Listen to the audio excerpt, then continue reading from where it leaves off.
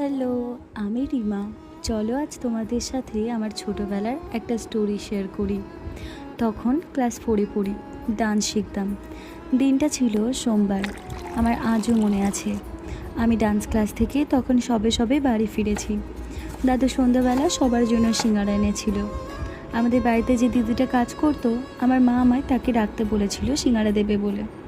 তখন ওভেনে দুধ বসানো ছিল। আমি গিয়ে দেখি দুধ উতলে যাব। আমি ভাবছিলাম অতগুলো দুধ পড়ে নষ্ট হবে। কিচেনে তখন আমি আর আমার ছোটো ভাইই ছিলাম। দুধ পড়ে যাচ্ছে দেখে আমি তাড়াতাড়ি করে সাঁড়াশি দিয়ে হাঁড়ির কানা ধরে নামাতে গেছি, আর পুরো দুধটা আমার পায়ে পড়ে। আমি মা বলে চিৎকার করে উঠি। আমাকে দেখে ভয়ে আমার ছোটো ভাই আরও জোরে চিৎকার করে ওঠে। আর আমার দাদু ভাবে আমরা কারেন্টে শক খেয়েছি, তাই বাড়ির মেইন লাইনটাই বন্ধ করে দেয়। ভাবো একবার, পুরো বাড়ি অন্ধকার আর এদিকে আমি ছটফট করছি।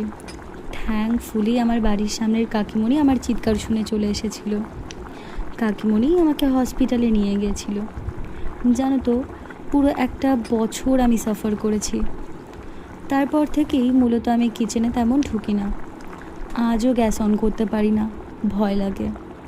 কিন্তু এখন মাঝে মাঝে ইনস্টাগ্রাম থেকে ইনফ্লুয়েন্স হয়ে শখের বসে এই ইন্ডাকশানে টুকটাক রান্নাবান্না করা হয়। যাই হোক, তোমরা যদি কখনো এমন একা একা রান্না করো, খুবই কেয়ারফুলি করবে। আজ তবে আসি। ভিডিওটা ভালো লাগলে ইউ ক্যান কমেন্ট দিল মাঙ্গে থোড়া और।